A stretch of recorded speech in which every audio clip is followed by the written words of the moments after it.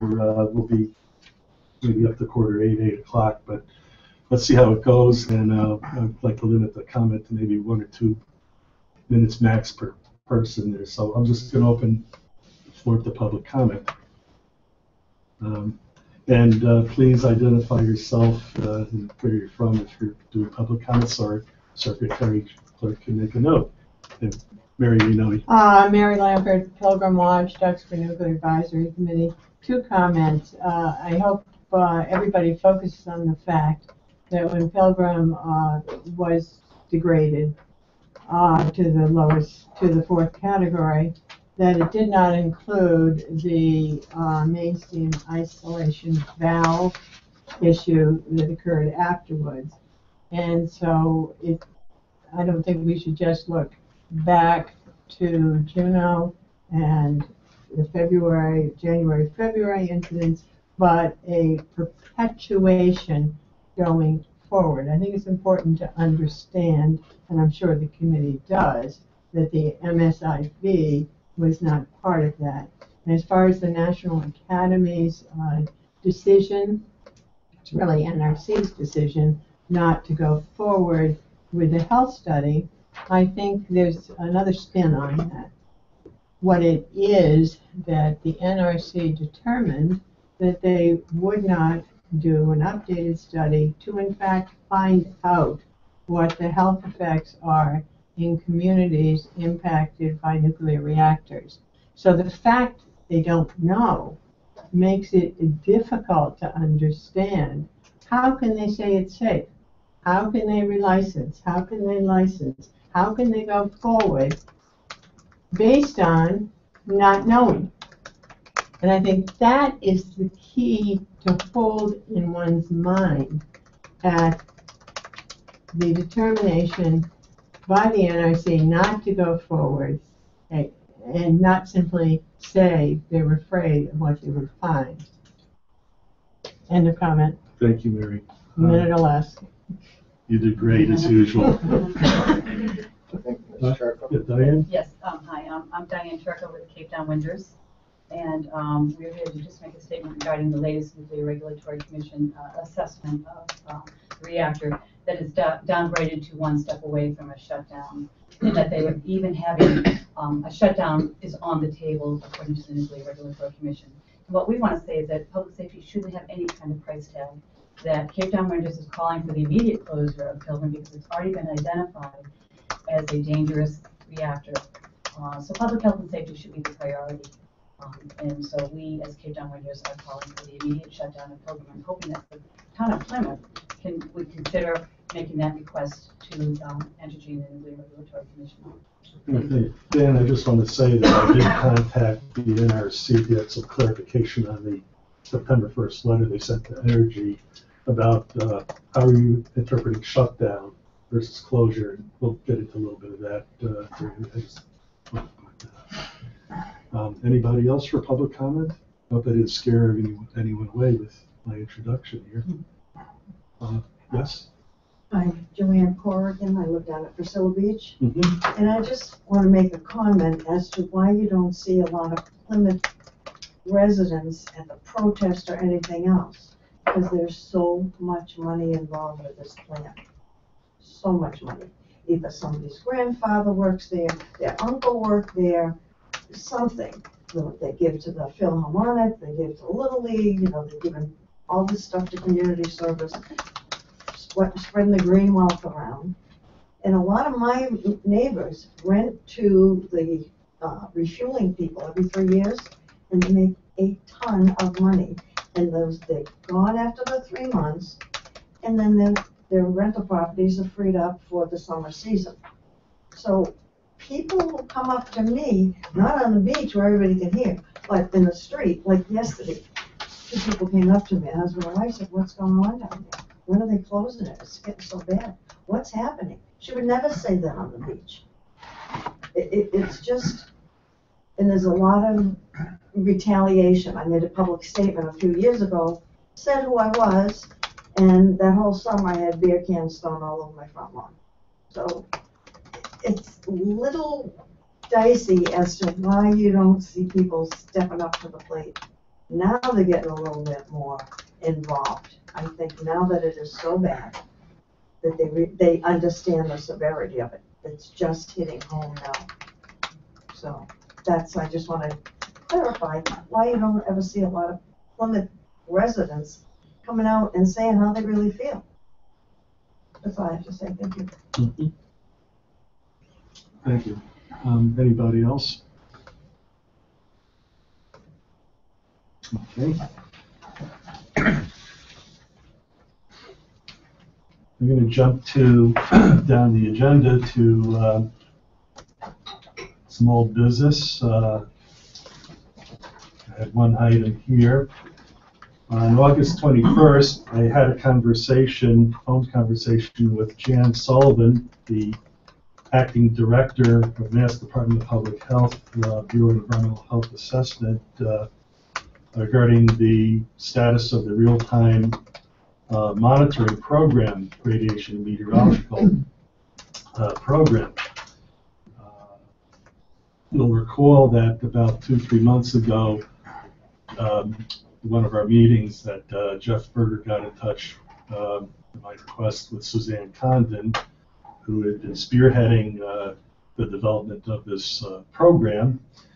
And the answer that we got from Suzanne was that they hadn't really interfaced with MEMA yet to try to integrate that real-time monitoring program with MEMA, because they just got the first year of full data and wanted to assess the data collection internally before proceeding further. And that was pretty much the last update that we got. But at the same time, Suzanne said to Jeff that we really should come back each year to give an update on what's happening with the program. So and I think that was around in May or early June. Then we found out suddenly at the end of June, Suzanne Condon decided to take, I guess, an early retirement from the Mass Department of Public Health, and she advised us that Jan was going to be the acting director and to interface with her. So I finally was able to reach Jan on August 21st, and she has a ton of stuff on her plate, needless to say, to be getting familiar with, and also to be determining where things go from where they are. I tried to fill her in as best I could on what the history of the monitoring program is, some of the concerns and issues, the desire to see further expansion, certainly within the 10-mile Plume UPZ radius as a minimum. We didn't even get really into a discussion about going beyond the 10-mile UPZ, but still trying to see this get fleshed out. And basically, she agrees that yes, I do want to come down to Plymouth to give an update of the program, and she's hoping that she can come down with some of her staff for a November NMC meeting. And unfortunately, the DPH did not lose just Suzanne. They lost some people who were intimately involved with this monitoring program. I think Tom Hinchcliffe. Margaret ran. Pardon? Margaret. Oh, she didn't mention Margaret too. Okay, that's a disappointment too. So people who had been heavily involved with this. So at this point, I don't believe much has changed in terms of what's been implemented in terms of number of monitoring stations, locations from last year. As far as any future plans, what the DPH intends to do, wants to do, financial resources, and everything in between. At the moment, we'll just have to wait until, at least from the DPH standpoint, until Jan gets down here. Coincidentally, back in the mid-'80s, it turns out that Jan and I worked in the same company, Combustion Engineering, actually different divisions in different states, but never had an opportunity to interface with her. She was in an environmental division for that company. So she's certainly been around a long time, and she's been with DPH, I believe, for quite some time too. So basically, that's all I can tell you on that. And sometime mid-late October, we'll try to firm up the meeting date with DPH. Traditionally, too, when DPH has come down, they've met with our committee first, and then they've gone up to go to the Duxbury Nuclear Advisory Committee to also talk up there. So since we normally meet the third Monday of the month there, that's when they're tentatively planning on being here. But again, we'll have to firm up those dates and that date in November. And I'll be in touch with Mary too as far as that goes. I'm confused. Do you take any comments after each? Oh, no, well, I'm only taking, the comments are after any presentation in terms of, if someone was here doing a formal presentation on something, that wasn't. That wasn't. No, Oh, I'm just okay. giving committee updates there. I, just to clarify to everybody that, when we've had fewer people here and it's a little easier for some discussion, sometimes I've allowed the audience to ask some questions about different things there. I think that after Entergy does its plant status update, there could be some questions by members of the audience. So I will receive questions and I'll look to Entergy, and if Entergy can answer them or wants to answer, or they may not be able to answer them. If it's something related to our meeting agenda, that's fine there. If it's something about something else going on, I'd probably say, I'm sorry, we're not talking about that tonight, it's not on the agenda. If it's a petition or a lawsuit going on, Entergy probably will not address that as been the case in the past there. So hope that clarifies that, Mary.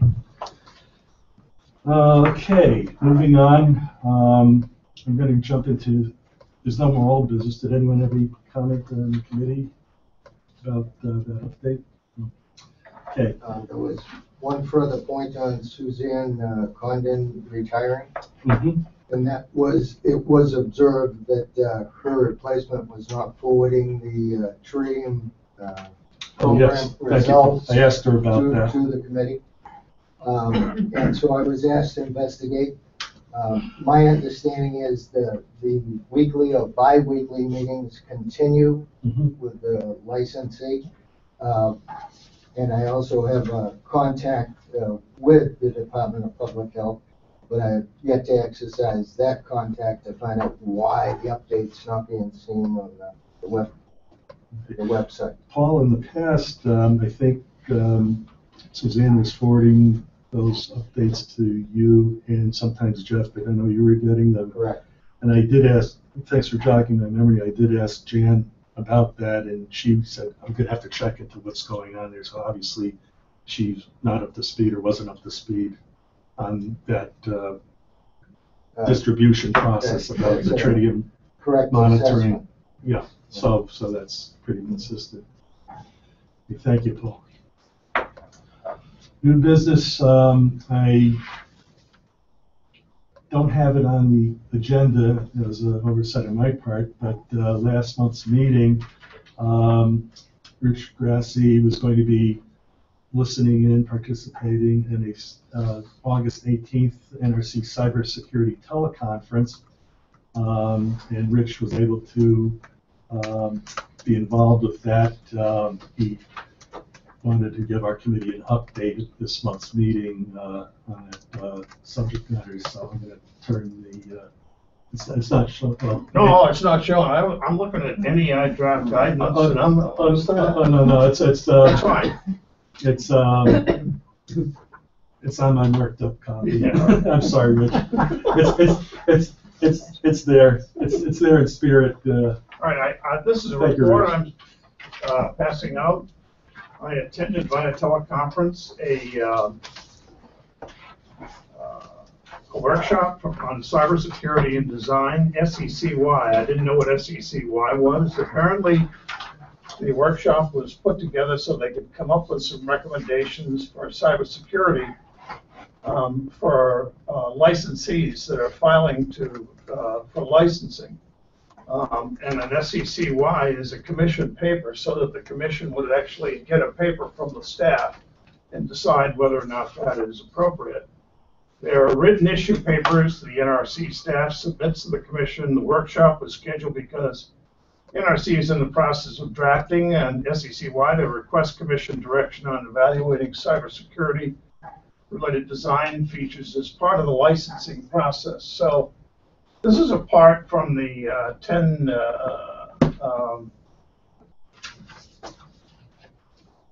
CFR 7350, I believe it's 53, which deals with cybersecurity measures that have to, and plans that have to be implemented and are actually developed, approved, and implemented by the plan. The workshop was 3 hours long. I've given you a summary right here. Basically what they did was, this is a workshop of all NRC employees involved in cybersecurity licensing, to determine what types of scenarios would be the type that would be used to evaluate a plant's cybersecurity program. And I gave you in this example here a scenario 1, where they're reviewing like what they call boundary devices, and those are typically fiber optic transmitters and fiber optic receivers, where you have a device that's hardwired from one device to another in level 3, level 4, or level 3 and above. You can see I've given you an indication here of whether they use device optical isolation. Communication is one way, it's called simplex, or is communication duplex, two-way. And then the licensee submittal information that the licensee has to provide, and then how the NRC will review that licensee's application. Quite frankly, it was not the type of a workshop I anticipated. I put my phone on mute and did some other things while I listened to it, I'll be perfectly honest with you. I have the presentation that was given out. I'll provide a copy to the secretary for that. And I also have a copy of the transcript, which is 100 and some odd pages long, for 3 hours. I mean, it was brutal.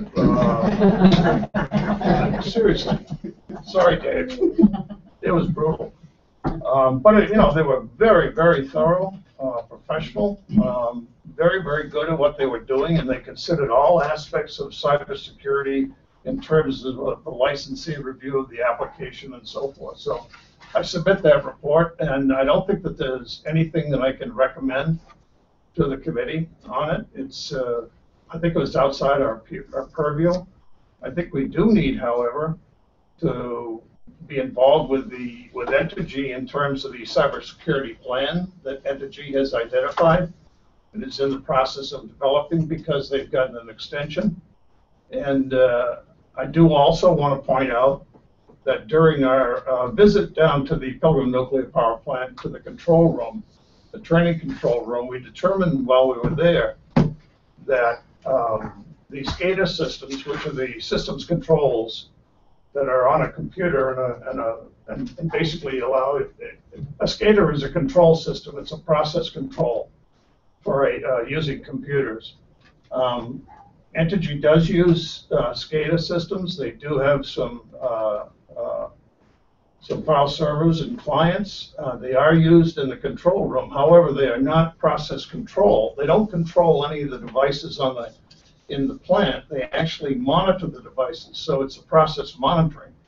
So if Entergy or any other agency that's down there were to have a cybersecurity attack on the SCADA, it's in addition to the cybersecurity plans that Entergy has in place, essentially they'd be going into the process monitoring computers if they were able to access them, and they would not be able to control anything in the plant. So those are the conclusions. Thank you, Rich. Appreciate your taking the time to be participating in that teleconference and informing us. Any committee comments or questions? Jim? As I recall, Rich, wasn't it emphasized that they are not connected to the internet?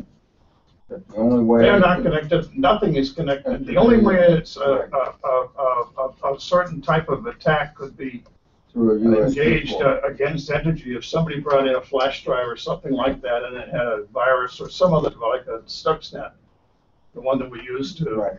mess up the Iranian computers, and then they would insert that into the computer. But there are restrictions that don't allow that, and inspections where they don't allow that.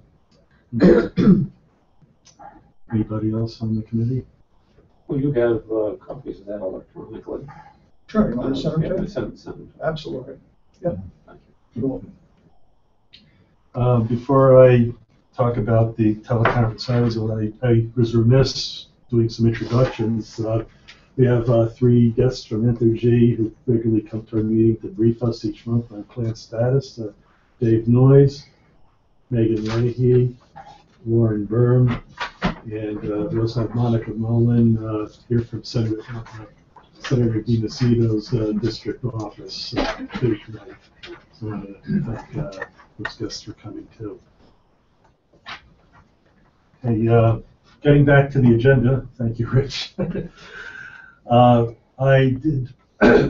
participated on August 25th in an NRC teleconference meeting on Nuclear Energy Institute draft guidance proposal for licensees using nuclear decommissioning trust funds for various purposes once a plant gets permanently closed but may not be yet totally decommissioned. And before I summarize that, it wasn't a webinar, it was just you could listen in on the phone.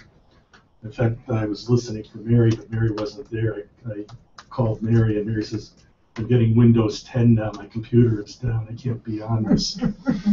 So I tried to fill you in afterwards, Mary. I don't know how good a job I did or didn't do.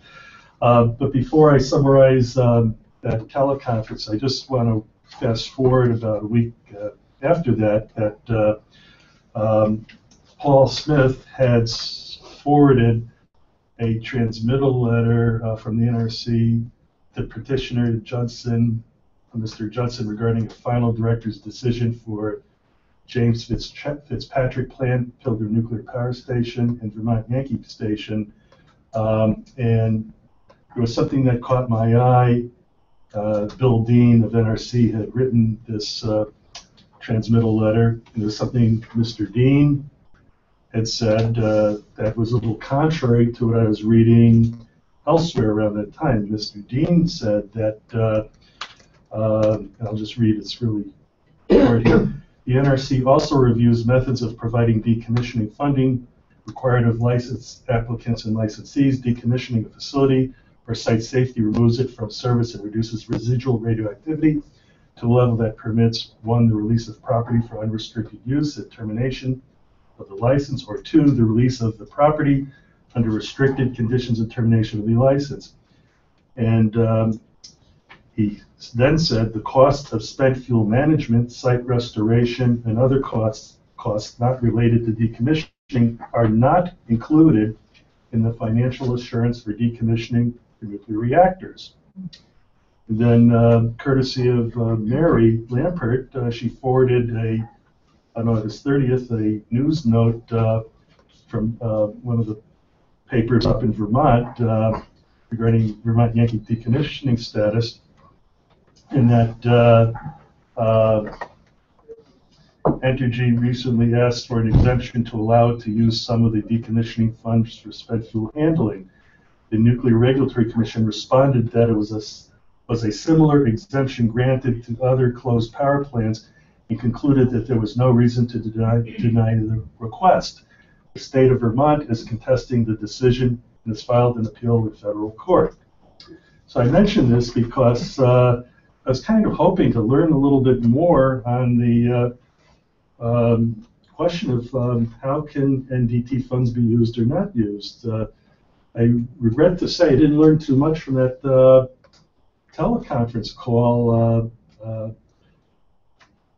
Basically, in a nutshell, the NRC is planning on some sort of an advance notice of proposed rulemaking in the near term. They'll have a public meeting.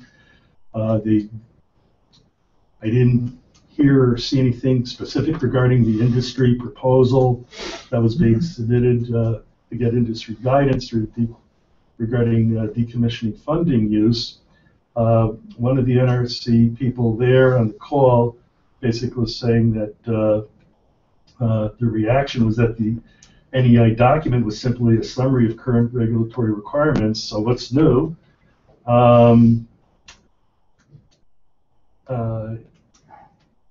So basically, there wasn't really too much to the call other than more of a formality of the NEI offering what the industry feels it needs or wants to have done regarding decommissioning funding use. And I'm seeing different interpretations from the NRC side on what's good, bad, or indifferent. Again, our energy guests may have a comment on that later on during plant status update in light of what's been happening recently with NRC, but I just wanted to report what I saw and what I was scratching my head about. Any committee comment or thoughts on that? I'd like to hear from Mr. Chuck Ady. He is our Nuclear Matters Committee decommissioning expert. I mean, he was involved in Brookhaven. Can you interpret that for us, Chuck? Or? Well, the confusion that Mary's talking about, that apparently Entergy has had some exemptions from those regulations. I know nothing about that other than what Mary is saying. Oh, no, it wasn't Mary. Mary sent the newspaper clip there, and this was reported. It appeared to be an interview between someone from the news agency talking to NRC. Or you talk to the Attorney General. So basically, I see two different lines of thought here around the same time coming from NRC, and I find that a little disconcerting, and I'm kind of hoping that certainly sooner than later, all of this gets resolved in terms of if there's any question on how licensees can or cannot use decommissioning funds, that to be painted to everybody a little more clearly to avoid the profusion of confusion going on here. Is a Part D of the rule. Mary, excuse me. Oh. Sorry, I'll recognize you. If you look at the decommissioning rules, I believe it's Part D. I can forward it to the committee. Okay. That does allow the use for spent fuel within 5 years of. There is a little wiggle room there. There's a wiggle room, but they're Okay. also asking to pay for taxes and other costs. So it could be site-specific, licensee-specific, state-specific. Yeah, but they're asking for a whole lot. Okay. Of other- I'd appreciate if you could forward that to Certainly the glad committee. to. Yep, thank you. Anybody else on the committee? Okay, let's move on. Well, one thing the committee should be aware of is Pilgrim is not the only nuclear power plant in Massachusetts. Yankee Road existed for well over 35 years and has decommissioned, has shut down, and has been able to restore it to Greenfield, which would be the desired state, I think, for everyone. Mm-hmm. Whereas Vermont, another close-by example, okay, has chosen to go safe store. Mm-hmm. Chuck, is Millstone one safe store? Millstone 1 is mothballed, really. It's safe. Yeah. The final decommissioning is going to wait until they decommission units 2 and 3. And at that time, they'll determine the methodology they're going to use for 2 and 3. And they'll probably piggyback on the Millstone 1 and what they do with it. Okay. So there are choices, and there are different ways of doing it. When did that plant, Yankee Road, decommission? When Massachusetts was still a regulated state. That was back in the early 90s. Okay, that's the same way with Maine. That's correct. Heather has a question? Oh, it's not really a comment? question, but just a comment. Sure. Something that Mary had said a while ago about Safe Store, that the plants that got decommissioned in the 90s were not safe stored, and that all the plants from like 2000 on were safe stored due to cost, right? Well, But that's the trend. It's not so much due to cost, but rather due to deregulation versus the cost of decommissioning would be the same for Maine, Yankee Road, or Vermont. But in the case of Maine, you can get it done to any state that you want because it was still regulated, so it just gets passed on to the ratepayer. So Chuck, you have perhaps a- I'm not saying it correctly or clearly, but it has to do with how the costs are absorbed or where how it's Okay. funded. And I just offer another point. Sherman was decommissioned in the 90s, and it was a utility plant, and they could have passed some of these. They've only used their decommissioning fund for decommissioning, which is decontaminating the plant. The physical plant is still just the same way. If you drove up it, you couldn't tell the difference from the day before they started decommissioning with the day today. And they have not, it's been decontaminated, but all the physical structures are there, and they have not done any site remediation. They put a couple of gas turbines on the site. Is it safe store? Excuse me, Rich, may I ask? Yeah, sure. Is it safe store? No, it's not safe store because Okay. the decommissioning is only related to the decontamination of the plant. And that's what the trust fund were established for, not for any site remediation. That answer. Okay, good. Okay.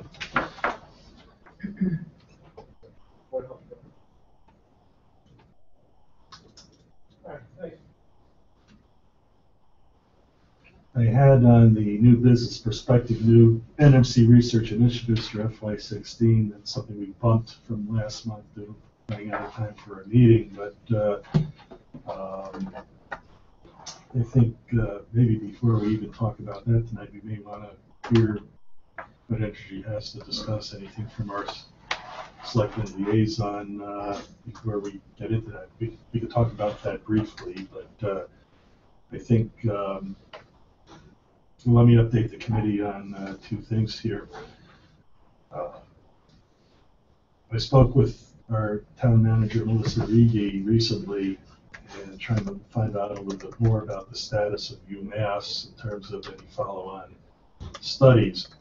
And my understanding at this point from that discussion was that Melissa would like to see our committee somehow involved with any future studies, although she didn't elaborate, but I pointed out we're having a committee and hopefully we'll get involved more formally in some capacity with any follow-on studies.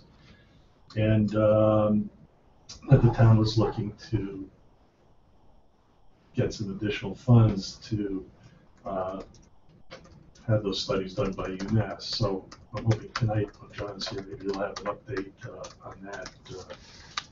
But that's all I know from last month. And in terms of,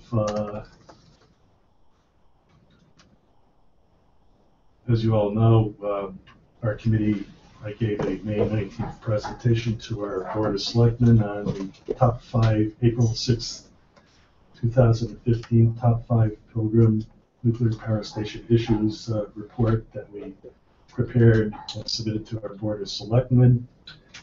And at that meeting, the Select Board Chair said he'd like to have our committee come in for a follow-on discussion. At that time, he did not take any Q&A from the public or anybody else. The board really didn't have much to say or any questions at that time.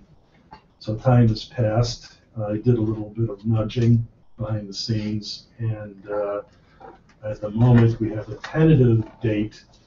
We're going to have our October 19th NMC meeting, the third Monday of the month. On October 20th, Tuesday, when the Board of Selectmen meets, Melissa has it penciled in for our committee to be meeting in joint session with the Board of Selectmen. And my understanding is that the Select Board Chair usually finalizes the weekly, what he wants to see on the agenda the week before.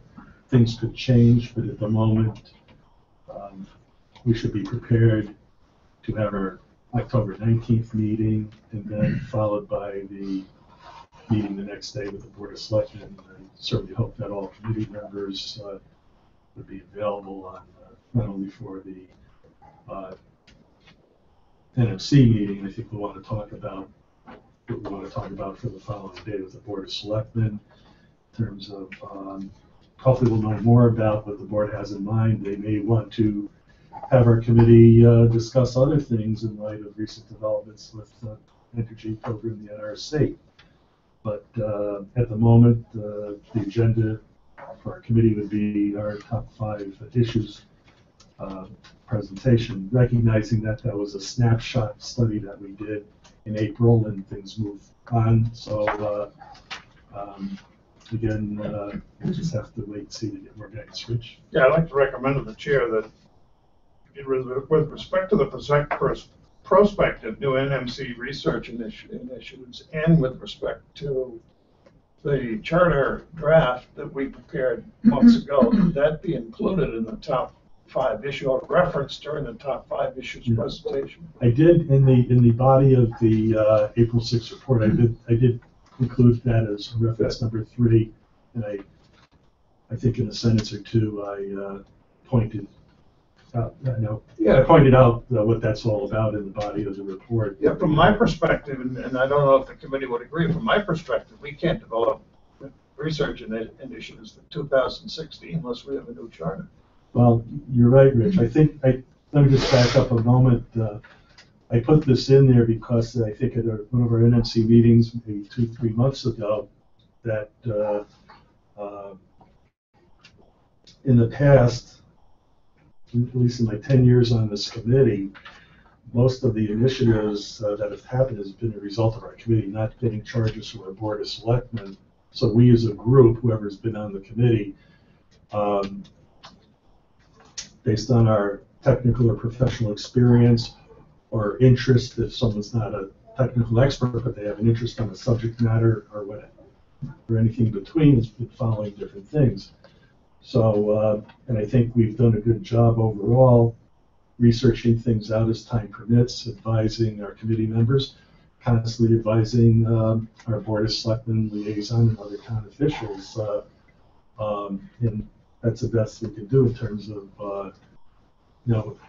the difference between other formal submittals that we had in 2006 to the Board of Selectmen on relicensing, the relicensing report, and then Jeff spearheaded that. Richie spearheaded the one in 2010, an update to the relicensing recommendations. For our April report to the Board of Selectmen, we were specifically requested by the Select Board Chair not to make formal recommendations in our assessment. We made some soft recommendations there where it made sense to do so. For example, it makes sense for our town officials maybe to consult with their legal counsel in Washington, D.C. regarding some of the bills that are being proposed by our state legislature relative to Pilgrim there in terms of, are they good, bad, indifferent, advantageous, disadvantageous in terms of Plymouth and what else there. So we did have some recommendations in there and a few others, but soft ones, we didn't go out of our way. So that's basically, I'm hoping that's true. I think we've pretty much gone through everything. What I'd like to do is get into the August meeting minutes review, since we're going to have to do that and get that over with, since John's not here, and then we can devote the rest of the meeting. I might need to recess a few minutes. I'm going to call John to see if he's on his way. He said he'd be here. The August meeting minutes.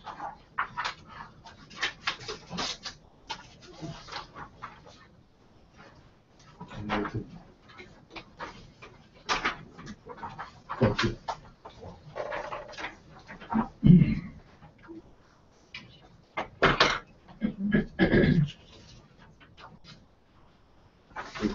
You read the August meeting? Pardon? You read the August meeting? Yeah, I read them. I didn't have any. Okay, do you want to step outside and call John? I'll lead the committee through the August meeting. Okay, I didn't have any. Yeah, we're ready to vote. I'll just see if he's on his way. Okay, Excuse me. what we're doing is reading minutes usually end up at the end of the night, and at that point, those people that have other things to do or have heard enough, or are welcome to leave, but you're also welcome to stay. Okay, But what we're gonna do is, while we contact the selectmen, I'll go over the August 17th meeting minutes. Okay, those members of the committee that were here, welcome to comment on it. It's held here at PAC TV, started at 7 o'clock, opening remarks by the chair. We had a plant status update by Mr. Noyes, okay, where we talked about the flood hazard reevaluation report. And with an offering from Entergy for a future Board of Selectmen presentation after the NRC's review of an ongoing 2.206 petition. It was outstanding. We talked about the NRC 7815 regulatory conference on safety relief valves, okay, their implications, the Juneau blizzard special inspection. We talked about the new 160-foot on-site Met backup tower. And amongst the committee, there was much discussion regarding uses. Entergy fitness for duty testing program was described by the licensee. And there was discussion of various aspects of enforcement of that program. We talked about a report as to a derate for a short period of the tidal cycle from 100% to 90% due to the 75-degree ocean water temperature because of the downwelling of that. And then possible dates were offered for a tour for Ms. Heather and Mr. Coughlin regarding our newest NMC members who haven't been to the plant yet. Mr. Wallace, our emergency management director, was not present, so his update to the committee was postponed. There was much discussed about Ms. Condon's recent retirement, okay, and as to establishing communication links with her replacement for future updates and our yearly annual update from her department. New business that was offered for discussion was UMass, and it's not just the recent economic impact study of the premature PNPS closure or any closure of PNPS plant.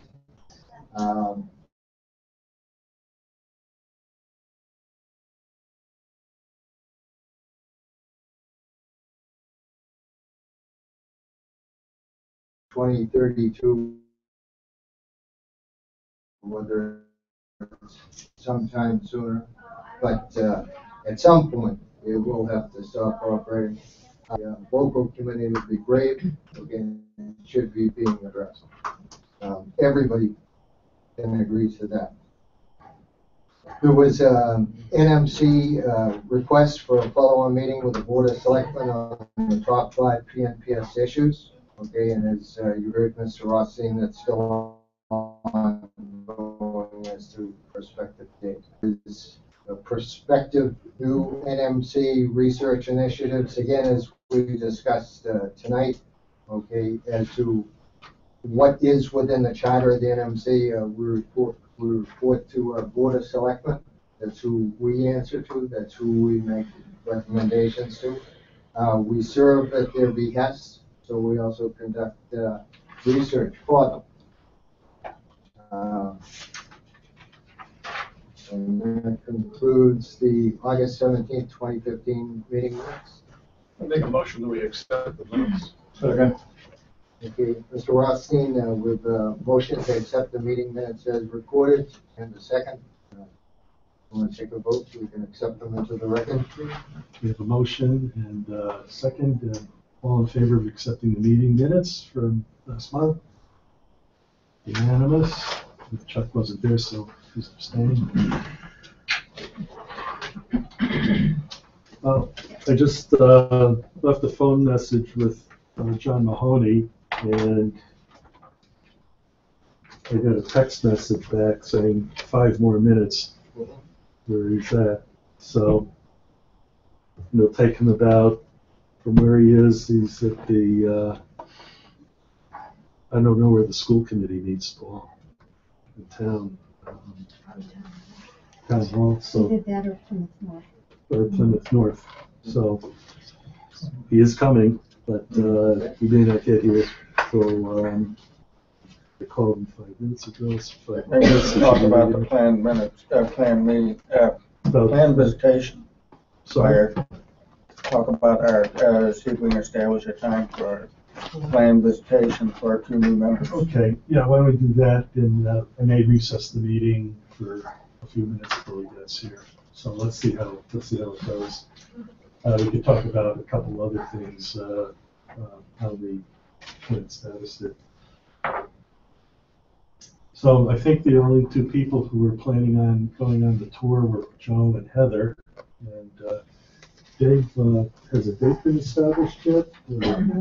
Lauren, I should say? The date has not been established yet, Mhm. so, I mean, if you have your calendar, if you guys have your calendars now. They have it in the car. Okay, yeah, but it would be, next month or in November. Ms. Lauren, would you want to consider including in the tour Ms. Monica or her new associate? Ms. Monica, it's been a while, right? I've only gone to the off-site Right. facility. Yeah. I don't, and this is Kristen Connor, she's an intern in our office Yeah. this semester. I would rather let the committee members go to that. You're welcome to come then. Thank you, I know, you've been. Okay. I know my boss was Come gone. out, Lauren. I'm just going to recess the meeting for a couple minutes. Heather's going to go out to her car and get her playing calendar, and we'll just continue. I work there every day. I know. Okay. So we take 10? Yeah, let's take 10 minutes right now. Does everybody remember? Hanging around waiting for me. Okay, John, just All the to checked items were done. Oh, good. okay. So you were productive. Before we move on, Heather and Joe, did straighten out with Entergy when you might be able to visit? We're gonna work it out. You'll work it out, Yeah, we're okay. good, we got some dates, so. Okay, Give me tomorrow. yeah, when you settle on a date, let me know, because if I happen to be around at 3, I may want to join you, but it's more important for you both to be there. So, John, we've pretty much gone over everything, and the only item we have left is Entergy is going to give us a plan status update, and We should be through this in 5 minutes. yeah, and then I did fill the committee on my conversation with Melissa regarding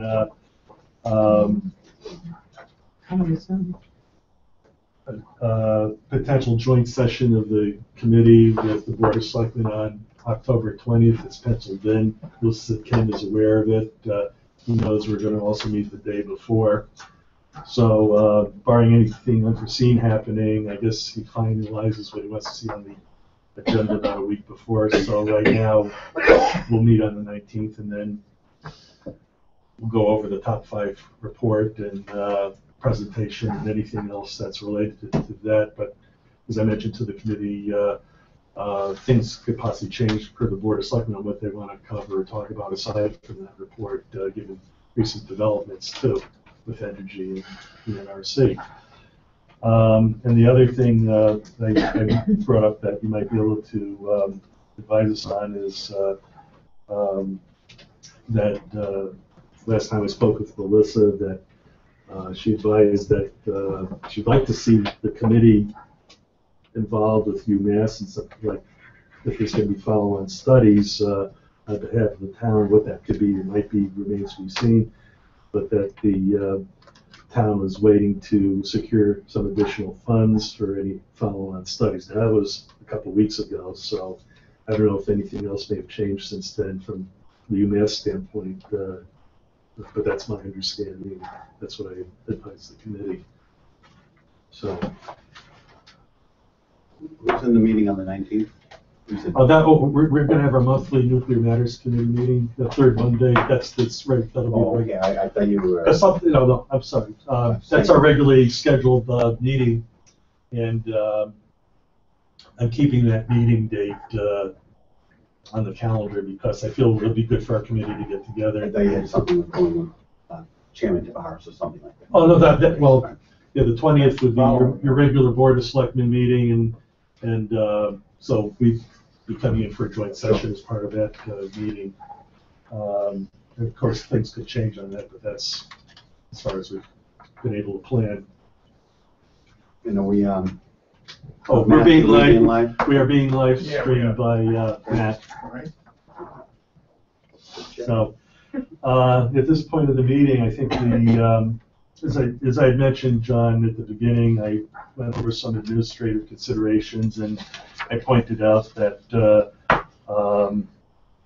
after Entergy does their plan status update, and our committee goes through Q&A, and you may have some things that you want to say or offer too, John, that I would be able to take some questions from the audience there upon being recognized, and Energy may or may not want to address those particular points, or our committee for that member, for that matter there.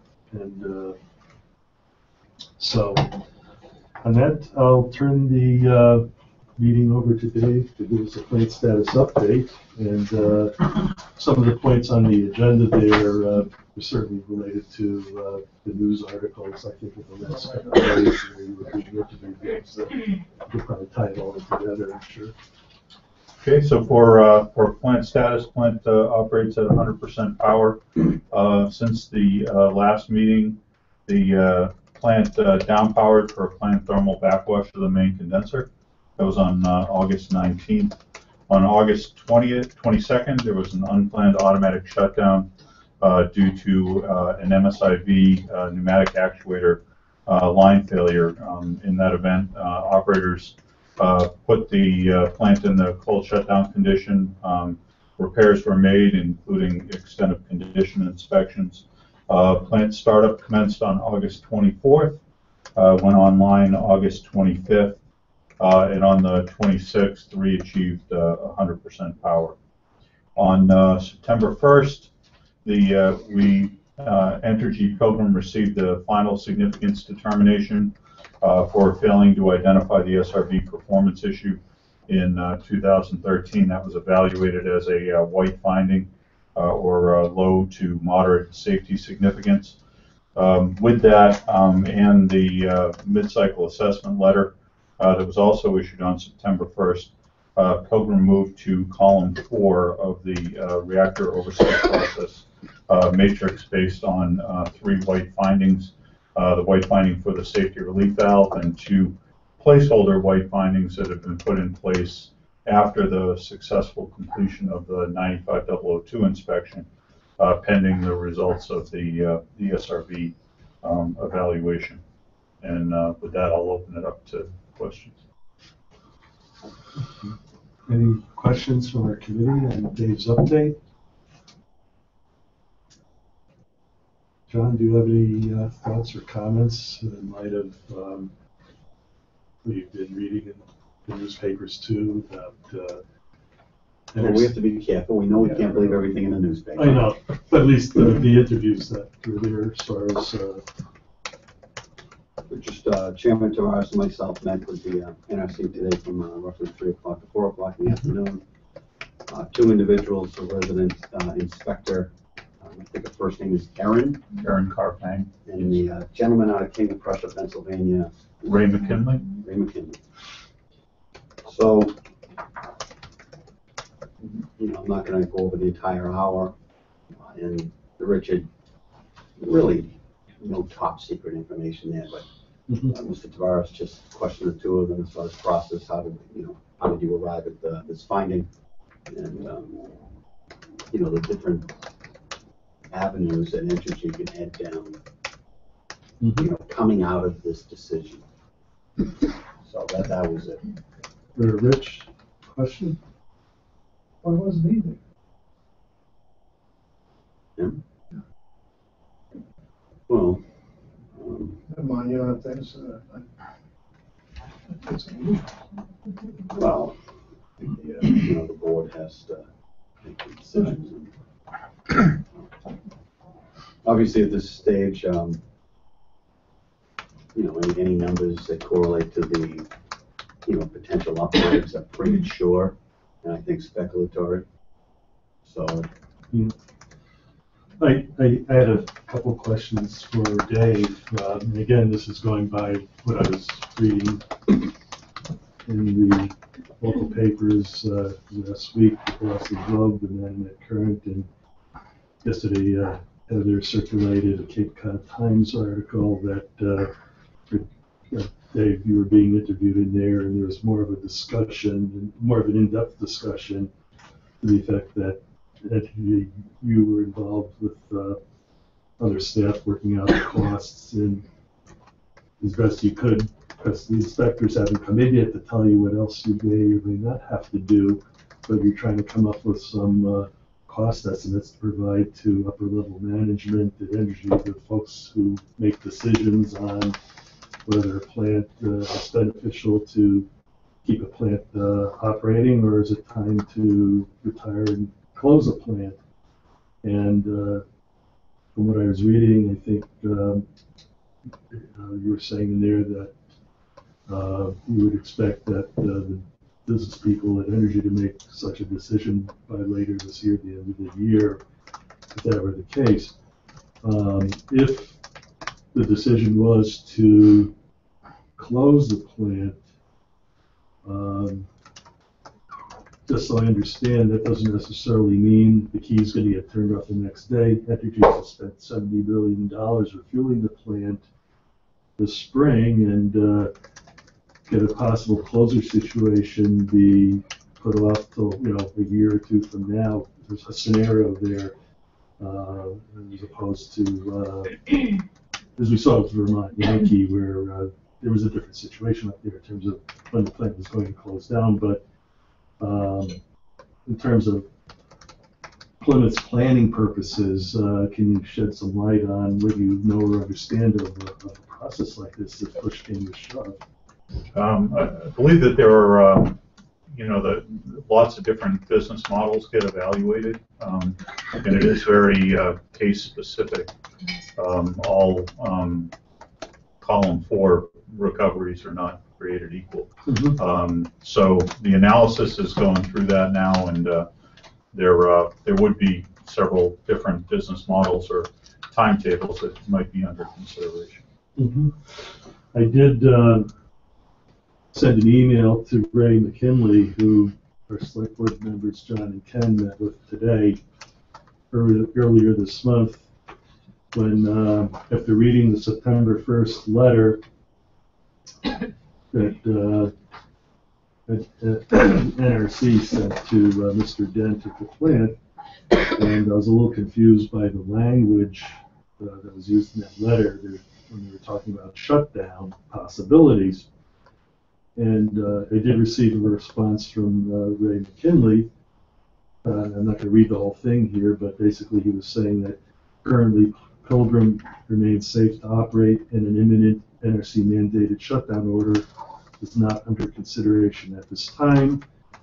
And if the performance declines to an unacceptable level, then NRC may take additional action up to and including a shutdown order.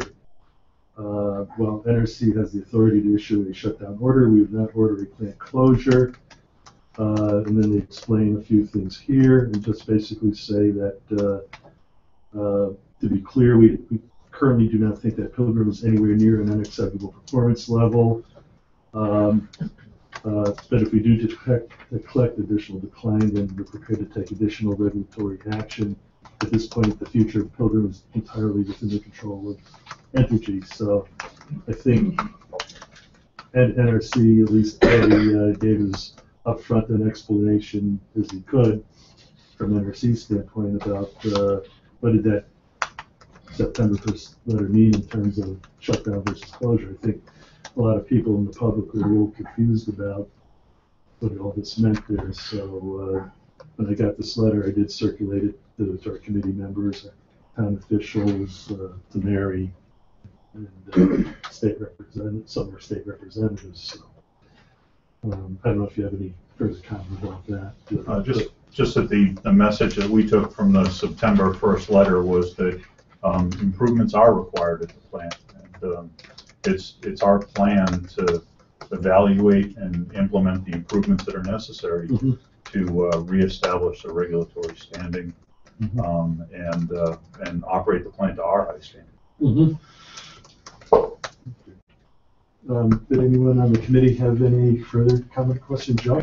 Question, Dave. One of the articles that I read, I thought said that since Entergy has taken over Pilgrim, it has put in the vicinity of $500 million of improvements into the plant. Yes, it's an accurate figure. Yes. And so it would, as you had said in one of the articles, depending on what the NRC may say in regard to fixes, improvements, what have you, then it's got to be a business decision, as any company would have to look at also. It's a business, you're in business to make a profit. And so depending upon what the projected costs might be for continued improvements and so forth, that has to be factored into the business model for Energy to make its decision as to what it wants to do then. From a pure business perspective, I mean, that's obviously going to be a major factor. Yeah, that's correct. There are obviously a lot of moving pieces depending on the energy market and projections going forward that's all evaluated against. Yeah, just to continue that, the difficulties within the energy industry with the wells and so forth being closed down because of the low price of natural gas and so forth, the costs, obviously, those kind of companies. The whole pricing structure for the energy industry has a significant impact on existing facilities and how long this low pricing will stay in the marketplace obviously has an impact on existing facilities like yours around the country. Whether that changes and the prices go up significantly in a couple of years, there's no way to know that. But you have to continue to include that in your business analysis in order to then make the kinds of decisions that you need to from a profit standpoint. Yeah, for a long period of time, the nation valued energy diversity. At this point, it just seems to be all about the cost of energy.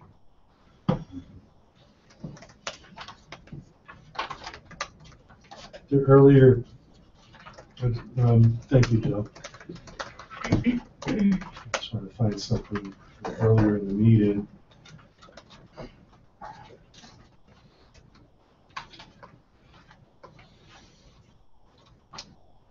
John, before you got here, part of our agenda is reviewing the NRC teleconference meeting on NEI draft guidance proposal using nuclear decommissioning trust funds, and I'd circulated some items I had received earlier this month to our committee members. I think to yourself too. And Mr. Dean of NRC had responded to a petitioner, Judson, regarding final director's decision on 3 of Entergy's plants, including Pilgrim. And one of the things Bill Dean had concluded in his decision was that the costs of spent fuel management, site restoration, and other costs not related to decommissioning are not included in the financial assurance for decommissioning for nuclear reactors. But yet, I also noted from something that Mary had circulated around the same time regarding Vermont Yankee was that this was from a news note. It appeared that NRC was being interviewed by if it was quoted properly in the paper, that Entergy recently asked for exemption to allow to use some of the decommissioning funds for spent fuel handling. The Nuclear Regulatory Commission responded that it was a similar exemption granted to other closed power plants, but there was no reason to deny the request. The state of Vermont is contesting the decision and has filed an appeal in federal court. The other thing that Dean concluded, I didn't get into this before, is that they felt that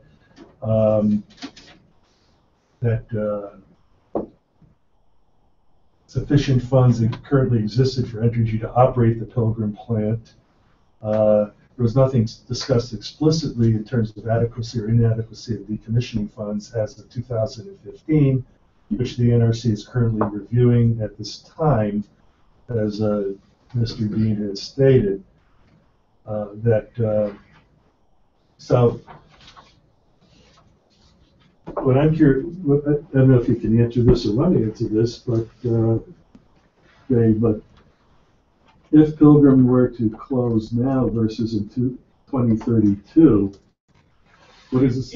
My understanding is that the decommissioning funds, these things our committee's talked about, decommissioning funds are generated through operating revenues of the plant. So if the plant, and right now, assuming that from what I was reading Mr. Dean's report on the petition, that if sufficient funds do exist for Pilgrim, right now, assuming that the plant will run until 2032 to decommission, it's like decommissioning process, then if Pilgrim were to cease operation and close, then putting two and two together, that there goes some of the revenues that would be put into the NDT program there. So what kind of impact might that have if Pilgrim decides to go into safe store like Vermont Yankee, closing prematurely versus staying open to keep the funds coming in for future decommissioning? Investment. Yeah, I'm not really sure. I don't know very much about the decommissioning side of the nuclear business. Our focus is on continuing to operate through 2032. Okay. So I don't know what type of business model might be employed in a potential shutdown.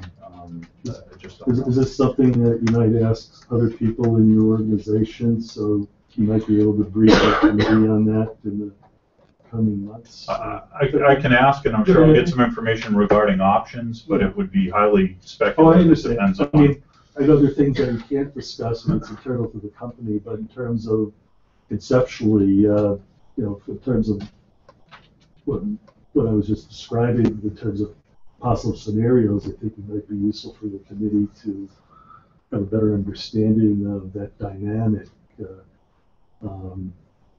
Entergy is going to make a business decision one way or another, but it might be helpful for the committee to have the best you can, a better understanding of those ramifications. I can see what information. Okay, thank you. Anybody else on the committee have any other comment right now, or question for Dave? If not, I'll take some questions from you. I have a question. Okay, Rich? Did we already address the UMass thing, or is that something you're holding in? UMass in terms of... I thought you were waiting for John to come. Oh, yeah, I talked about that when he got here briefly. Okay. All I mentioned was that the last thing I heard when I spoke with Melissa earlier this month was that the town was interested in entertaining follow-on studies with UMass, and the subject matter could focus possibly on lessons learned on decommissioning, just pre-planning. That was at least we were talking kind of briefly and loosely about that later. Right. I understand UMass had come in. I mentioned this at the committee last month or two, that the UMass had a meeting or discussion with some of the town officials, and they were going to provide some proposals to do some follow-on studies. But that's about all I knew. We weren't at those meetings and discussions. And at the next step, and I believe this was brought up at a select board meeting earlier this month, that Melissa was giving. John brought up a question. Melissa gave an update on possible UMass study, and there was a discussion about we need some more funds, garnish up some more funds to turn UMass on again. So that's as far as. Yeah, I think the second study is going to cost either $30,000 or $40,000. Okay. We had raised. We're lacking $10,000 right now to have that second, the follow-up study done. Haven't talked to maybe it'll come up tomorrow night, Rich, but in the last few days, haven't discussed, with Melissa or the channel what's going on with respect to that. Yeah, so basically, it's still in the works. Correct. I'd like to think that, given what's happened the last couple of days, what we've talked about tonight, and the possibility of what could happen in terms of Entergy's business decision-making this year, that we need to turn UMass on ASAP for some follow-on work for the town. So if you want to pass on the chair of the Nuclear Matters Committee's recommendation, I think our committee would feel this unanimously. Yeah, We're not gonna it's take a just vote, but identifying the last $10,000. we gotta- So, yeah. a contribution from the foundation, it might have been a contribution from somebody else, and I think it's a Yeah, $10,000. but if we can get them turned around sooner than later, if it's in the best interest of everybody, I think everyone would feel that. Rich, did that, Yeah, I okay, think so. Jim, did you have a comment? Yeah, how much did the first one cost? It was 25,000. I'm not I sure. think it was 25,000. Same ballpark. What are we asking for the second one that would cause it to be so much more? Sure, Jim. It's the same kind of ballpark thing, so. Now, I get a breakdown tomorrow from Melissa, but in the second one, are we gonna look at alternative uses for that site? I don't know, I can ask, I can tell you that I retained from what I heard from the first presentation, is that there will be no alternative use of the site. Especially for the 130 acres Yeah. on, 130 acres on the Atlantic, on the coast side of the 3A, is it about? I'm not sure of the numbers. That acreage on that side of 3A, I mean, the presentation I saw, there's been no plant in the country that had that site generating any economic activity post-closure. So it goes back, Jim, and I don't want to go off on a tangent here, it goes back to, don't put all new growth into the operating budget. So in 1973, I mean, if the same thing happened today that happened in 73, somebody pushed a button and gave the town the equivalent of $73 million. 50% of your tax levy, that tax levy is 146. Imagine somebody handing you $73 million today. That's what happened back in 73. And we took $500 million in the first 25 years, and every other year for a quarter of a century, you either built an incremental school or an incremental fire station, which no other community in New England has ever done. So, John, just for the record, about how much, off the top of your head, is in the nuclear fund? The mitigation fund? Fund. Just shy of $3 million. And that started 2 years ago for I town think we meeting? made 3 contributions. I think it was $1 million, and 5 to 750 something. And our town's operating budget now is about 190 million, 200 million a year in round numbers. The overall budget is 200 million. I believe this year is 200, pretty much on the nose. And you have 4 enterprise funds that combined are 12 to 14 million dollars. So your operating budget is 186 to 188. Yeah.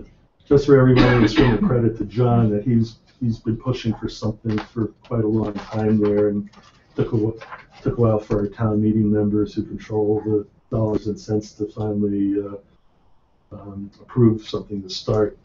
It's obviously a drop in the bucket, but it's a start. You opened up with a question to Dave of, planning, any information you can help the town plan. This should have happened 30 years ago, if not in 1972. I mean, the damage is done. And even if he could tell us definitively, hey, we're gonna be here till 2032, we're gonna keep the same behavior. It's like everybody takes out a 30-year note on their mortgage. You don't call the mortgage company up and say, I'm not in the mood of making a payment for a year or two. It doesn't work that way. So. What's sort of wise sage say, if you've always do what you've always done, you'll always get what you've always gotten. Joe, you had a comment? Yeah, Jen, I would hope that what they're considering in this follow-up unit study is to expand on part of what the first study provided, to look at in more depth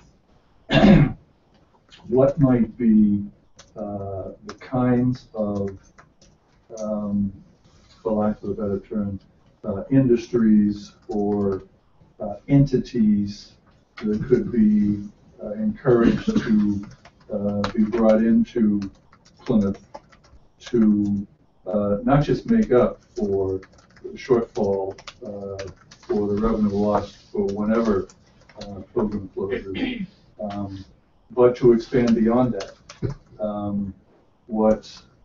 Even in the short time I've been in Plymouth, I hear that there's a large focus on simply residential development versus Well, but really, commercial. not that from a can bring in more money. community standpoint, I mean, you can't tell people what to do with their land. So when these people get these tracts of land, it's by right. And I understand that. Even if this 15 to 1,600 acres is never developed. Well, I don't mean just for that. I'm not talking about that. I'm talking about Plymouth has such a large land mass, and there seems to be a lot to offer here, where we have a lot of communication, transportation vehicles, not just 3 and 3A, but we go over to 495 and so forth and so on.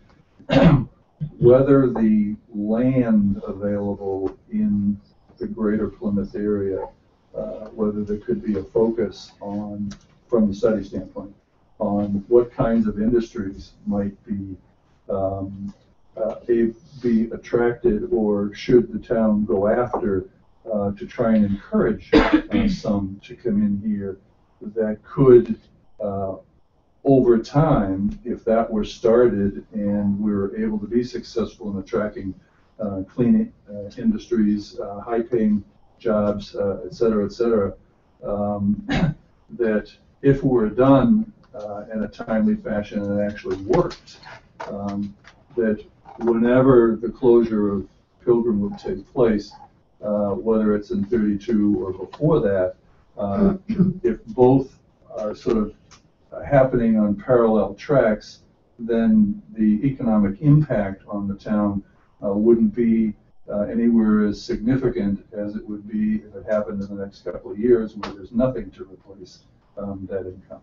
Because the economic impact, as that study showed, will be significant. And the only two choices that it would appear that the town will have if the plant closes sooner than the license end date is to raise taxes or cut services or combinations of both. Which is pretty much what our top 5 issues report concluded independently. Heather? Has there been any talk about maybe establishing a decommissioning committee for the Board of Selectmen, like a town? Bring that up tomorrow. Actually, Heather, I was mulling over riding on my motorcycle, breathing in some fresh air, so if push were to come to shove, I would recommend to our selectmen we change the name of our committee if our committee was going to be involved in some role or bigger. The Nuclear Matters Decommissioning Committee will have a D in there for the name of it. So obviously there's a lot to think about. And a lot's going to depend on what we hear from Energy in the coming weeks and months too. Good job. So you just had a quote over there about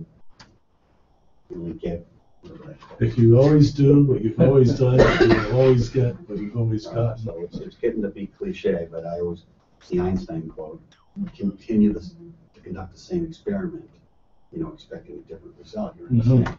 So that's Plymouth's financial approach since 1972, trying to cut our way out of this hole that was created by, and another great quote from Einstein was, the 8th wonder of the world is compounding interest. And if you can figure it out, you'll earn it, and if you don't figure it out, you're going to pay for it. So that's Plymouth. You can't develop your way out of the hole, and you can't cut your way out of the hole. It doesn't work that way. Because now we've accrued about $750 million of infrastructure needs because our infrastructure is crumbling. And you're 15 months away from having 8 elementary schools that are over the age of 40. That's not sustainable. But the difference in this community, if you look at Wiscasset, Maine, and Vernon, Vermont, who had 20 to 25 square miles of land, but only a population of 2,000 to 3,000 people, and the edge dropped off, there was nothing there. Nobody ran to those communities because they're so far off the beaten path. Nobody wanted to live there. Then you look at Seabrook, New Hampshire, which is 9 square miles, and Somerset, Mass, which is 8 square miles. They hit build out. So when Braden Point goes offline, they're not replacing that revenue. They hit build out in 1970, 18,000 people in 8 square miles. So we already have, there's already $3 to $5 billion in the queue for the next 15 years of development in this community. That's a fact. It's all residential. So you're gonna wake up in 2035 with a 98% tax base of residential development. And it is mathematically impossible to offset that. Now, you can encourage solid industrial commercial to come to the community, but not to that magnitude, because your entire industrial base is 840 million. They represent 620. So since the Pilgrims got off the boat until now, everything else you've done industrially, $220 million. And you have one of the best industrial parks, and we're in it. This is one of the best examples of industrial park in southeastern Massachusetts. It started in 1962, it took you 50 years. You're not gonna, so you need to develop, and if you go with the low end of the residential development at $3 billion, you need to develop 15 times industrially your entire history in a 15-year time period just to maintain a residential tax base of 79% of your budget. It's not happening. And it's irresponsible, incompetent, and misleading, and imbecilic of any elected official to say otherwise. Because they're either lying to you, they're either an imbecile, or they're just lying to your face because the only bottom line for them is to get reelected.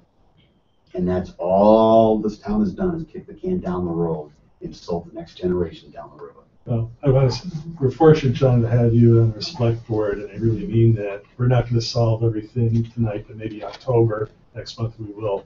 It's getting close to 9 o'clock. I'd like to open up. A question for the good select. Okay, but then I want to. We always agree on everything. I want to open up the floor to some questions from the audience based on it.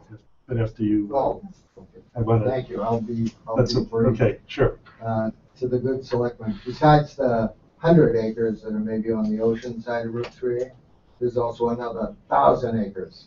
And that too right now is buffer, but it enjoys a zoning of, I think, light industrial. I'm not sure if it's a zone residential or light industrial, Paul, I'm not sure. Paul, I think if I may interject, I think 2 years ago, Tony Provenzano, select board member, it said at one of the board meetings there, where we got 7,000 titles to clear, and how much would that, and it's. I think you're talking about a different piece of Oh, land. I thought we were talking about the 1,000 acres. Right. Are you talking about the land with the plant? I'm talking about Dave's land. Oh, Yes, I thought you were referring to, sorry, wrong land spot. So it would be to the effect of the second part of the UMass study, rather than a decommissioning committee, really a development committee. And I won't get into another power plant because I know that's a longer term discussion. But I do think it's worthwhile for the selectmen, for the town, our town, to support, because something has to replace 800 jobs.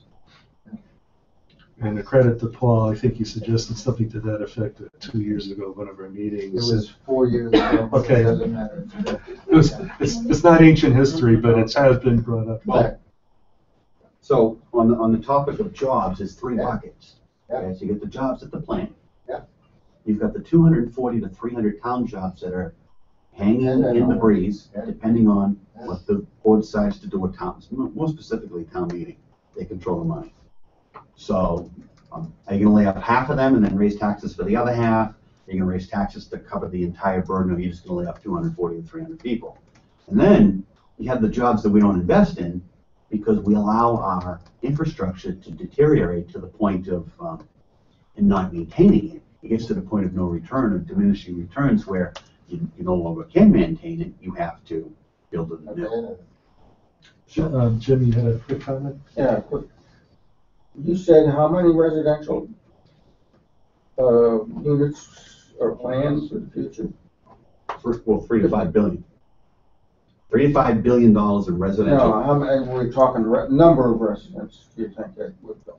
The data I'm saying is the expectation is in 2030, we're either going to be The two numbers I've seen is 76,000 people or 84,000 people. Yeah. So even if those numbers are high and we get to 70, it's not a positive thing.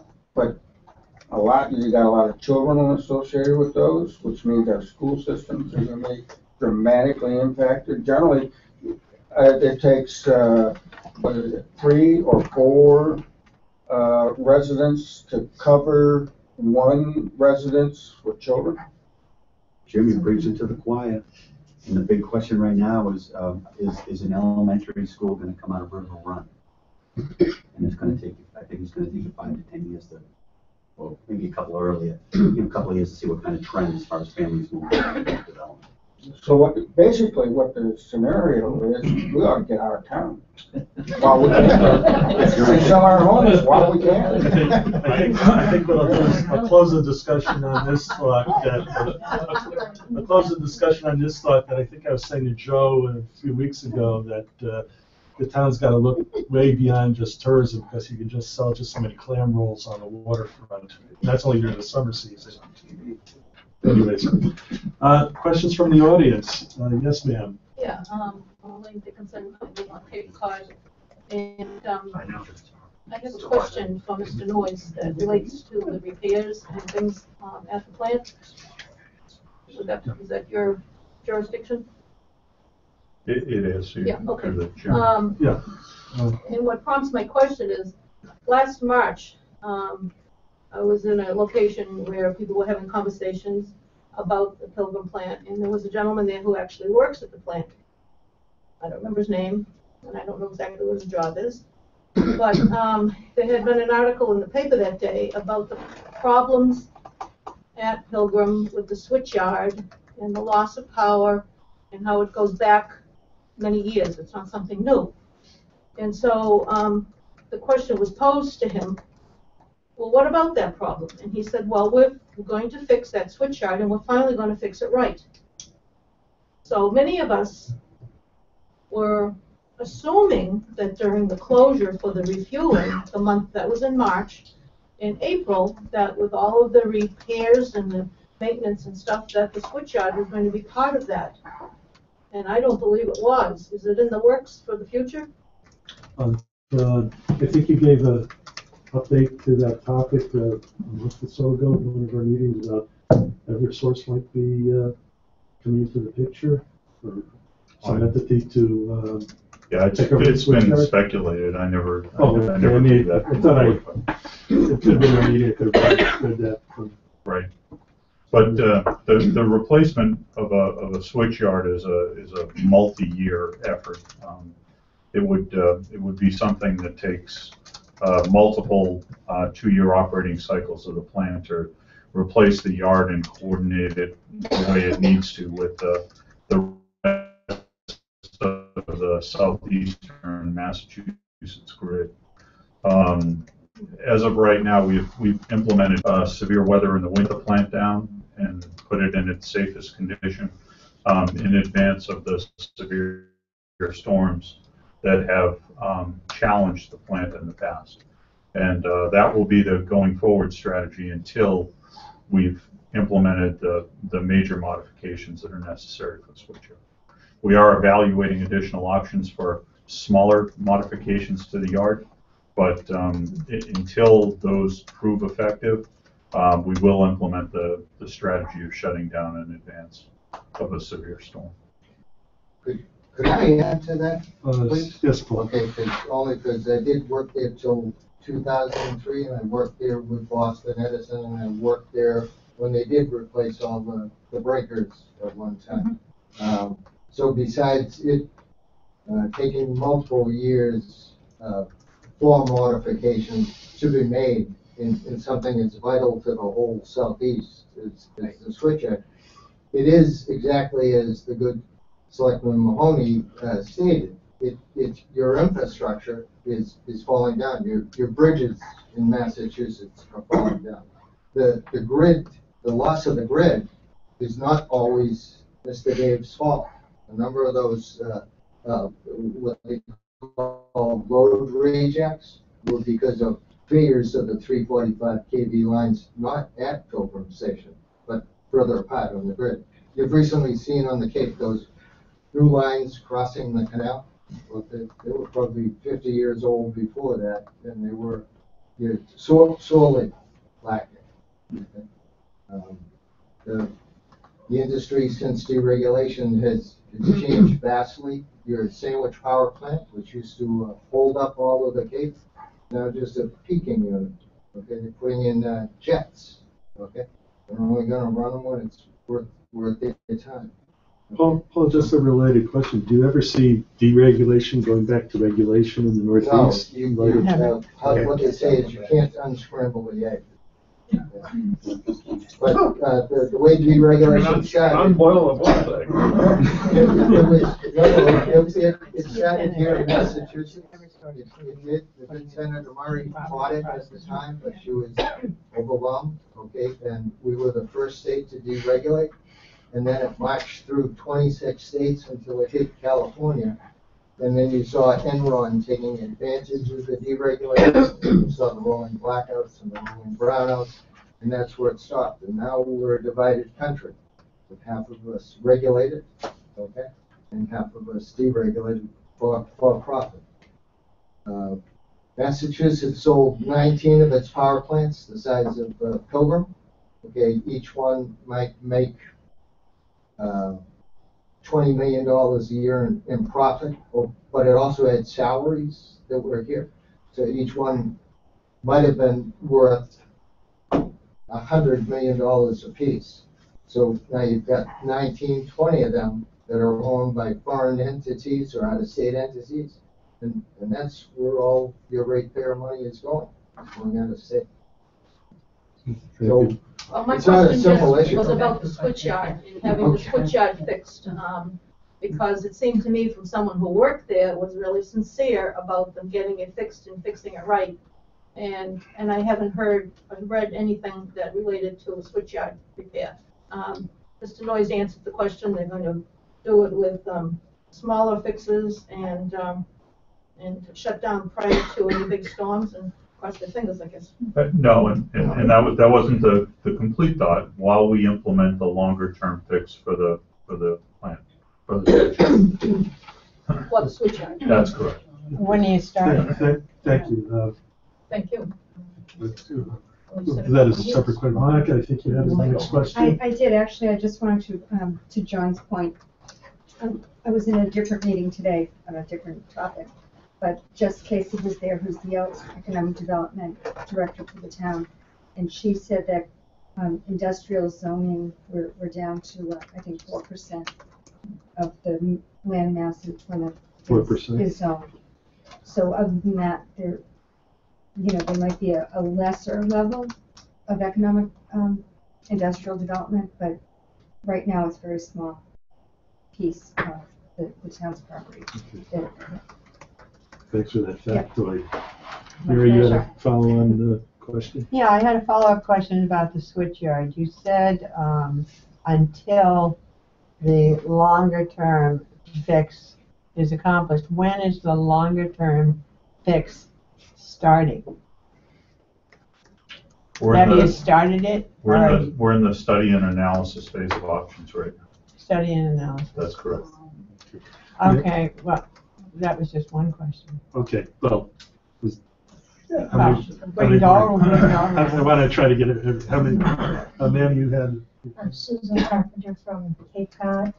I'd like to ask Mr. Noyes if, considering the economic impact of bringing the plant back where it needs to be, are you considering the possible legislation from Senator Dan Wolf in those calculations?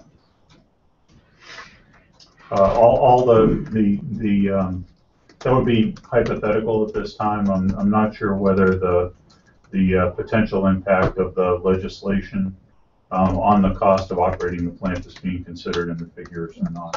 I don't know that. It's a good question. Thank you. Ma'am, you. Diane, you had a question? Yes. I understand that you recently put in $500 million into repairs into the reactor. No, what was it? Since Entergy has owned the plant. Okay. All right. So what was it? What was it, 1999? 1999. Okay, so, but recently, how much money have you spent? $70 million Okay, in so the you most just recently recent. put $70 million into the reactor, and,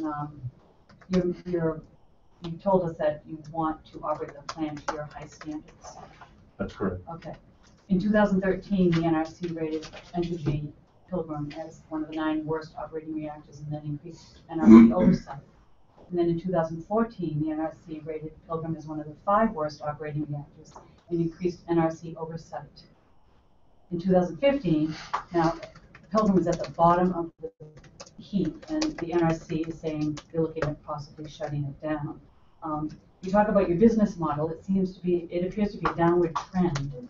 So I'm just wondering, what is your business model? Yes, Yeah. there's not a question in that. I think we're Okay. yes. I think Energy's told us as much as they're able to tell us, and obviously this discussion will be continuing in the coming committee meetings that we have this year. Mary, you had another question? Yeah, an economic question. You might not be able to answer it now, but maybe you would get back. Entergy, your company, doesn't sell directly to the grid. You go through another Entergy limited liability company, the Entergy Marketing. They sell. The question is, where does that money go that they receive for Pilgrim's Energy? Does it all come back to Pilgrim, or does some go to other Entergy enterprises, such as some will go down to Arkansas, some might go out to Palisades, some might go here, there, or is there a contractual agreement, whatever is sold from Pilgrim, profit comes directly 100% back? What is that interplay? Yeah, I don't know the answer to that. I know there are significant regulations between the regulated portion of the industry and the non-regulated portion of the industry. So I'd be very surprised if any of any money that gets generated from the operation of Pilgrim ends up in any way in the regulated portion of the industry. Or another portion. So the question is that if we hear and have heard that Pilgrim itself is generating so much money through its sales, that's only relevant if all of that is coming back. If you're going to analyze the link between economics and safety. You see what I'm saying? You have to figure out the structure. Well, Which the NRC... I don't know. I don't know what all goes into the decision-making process, but it would stand to reason that Pilgrim is going to be evaluated on its own merits. If there's some money from Pilgrim that is ending up someplace else, that's still profit that is being generated by Pilgrim for the Entergy company. And it's still a benefit for the plant to continue to operate. Mm-hmm. And the last question is, when in Vermont, the vice president was quoted that if there wasn't enough money in the decommissioning trust fund to finish the job, it was then going to be Vermont's responsibility. So that's a pattern we'd expect here. I don't know if, let me interject, I don't know if that would happen. Yeah, but I just think that's important. I know the NRC's on record as saying that they believe that the Pilgrim Decommissioning Fund is a fund in good standing. That they expect it to grow at... It meets all of the federal requirements for at supporting 2%, the eventual where decommissioning of the Entergy's own analyses said inflation would be 3%. I mean, I brought up a question to Dave earlier, so if Dave could shed more light on that, the whole subject, I think in coming meetings, we're not, I think, Energy's prepared to get into that level of detail or discussion. If there are no more questions from the audience, Rich? No, motion to adjourn? Before you put a motion in, just so you folks know, on the committee, I'm going to be away from October 9th to the 16th, so I'm going to get our October agenda out before I'm away. I'll try to get as much into it as I can, but I also, as I have a little footnote, may include topics not reasonably anticipated by the chair following posting of meetings, so, and when I get back, that's 2 days before our October 19th meeting, so while I'm out of the country, Vice Chair Smith will be assuming responsibility, and More than happy to more than answer any happy to, questions. Yeah. so, if you're emailing me, you don't get a response there, it's not that I'm ignoring anybody there. The initiatives for fiscal year 2016, are we just tabling that until next month? You know, I think we'd be better off tabling it, just pending, let's wait till October, I'm gonna put it in for October 19th. Are you here on the 19th? Yes, yeah, I get back on the 16th, Friday, 16th, then our committee meets, so, on the 9th, so I gotta get things posted before the 9th, or else I'm gonna get the hand slapped by the state. We don't want everything's gotta get date stamped on the Nova's website by the town, and the state checks this, and if it's done wrong, they fine you $1,000 a day or whatever there, so I don't think the town can afford that right now. Jim? I'll second the motion to adjourn. Okay. All in favor, and again, thank you, everybody.